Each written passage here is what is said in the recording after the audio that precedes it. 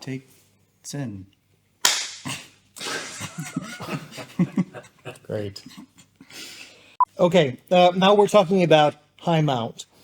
Now we're getting into even deeper water. Okay, so high mount is a situation in which I completely lost beyond any sort of savaging, the inside elbow position. So when he brings his knee so far high that my elbows just cannot come in again. Okay. Now there are three kinds of high mount, which sounds like a lot, but it's actually fairly straightforward. Number one, what he's doing. So high mount, in which he only controls the elbows, meaning the shoulder with his knee, but he doesn't have any upper body control, meaning his hands aren't doing anything. Then you have a high mount with one underhook. We should just go here. Yeah, what we call a single chest rep, or high mount with double underhook.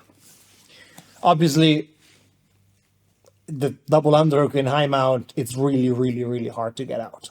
Okay, so if he doesn't have any control whatsoever, okay, it's exactly what's happening here. I can simply walk my shoulders north, okay, just like I did earlier. I physically just walk my shoulders until at least one elbow comes in, and now we're back to a more neutral mount, as it were, in which I can start going back into my escapes. When he has one underhook and a high mount, this is where things start going south fairly quickly, because now it's going to be very hard. Can you get higher?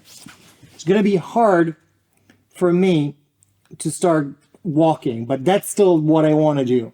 Okay, I want to take a cross hip post and once again walk my shoulders north, so that at least I can relieve a little bit of pressure on my elbow, in this case the left one, so that it's not up there, suffering and potentially getting exposed into submission later along the line. I want to walk my shoulders so that I can start bringing the elbow at least in line with my own shoulder. So take it this side.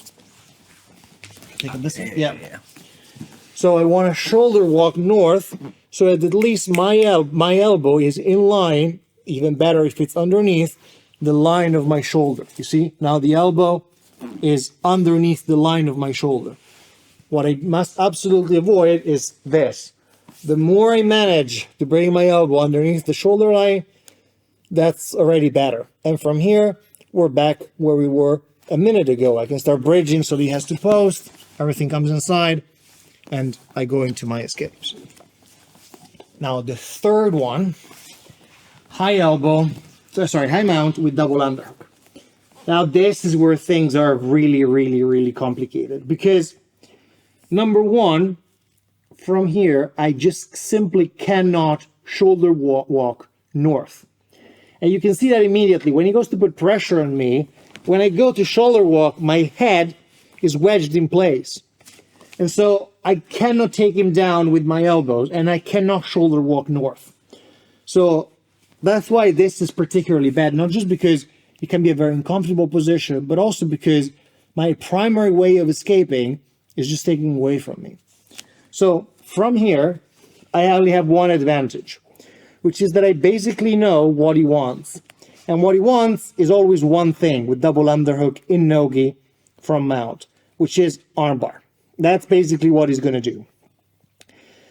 So what I know is that he's interested in a very high mount, and eventually he's going to bring his head on the floor so that his legs become very light, so that he can start moving to S mount and then to armbar. Okay.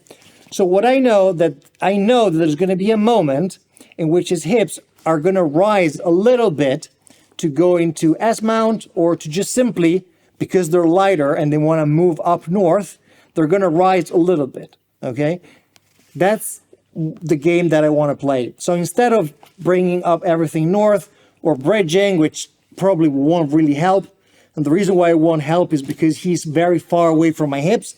So you see, when I go to bridge, he's so far away from my hips that I just don't have any purchase on his body weight with my bridges. Okay, That's why if he's much lower, go lower, yeah.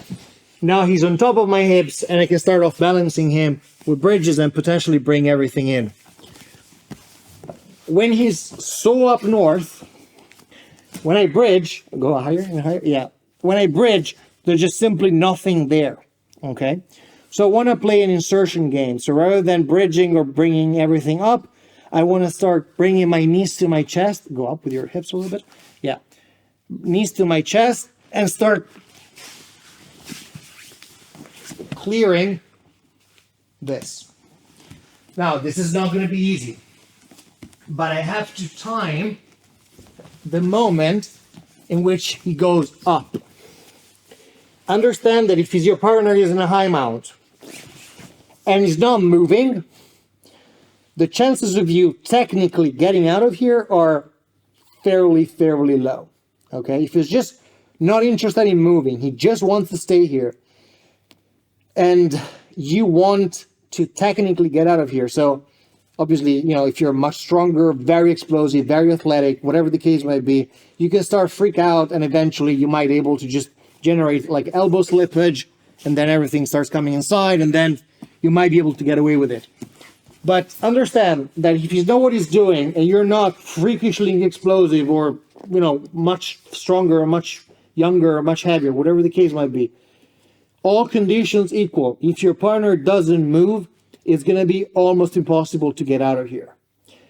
I have to expect from him that he's going to go north and going to bring exactly it, because that's what he wants, because that's what he needs to go into armbar, which is realistically what he's going to look for from this position.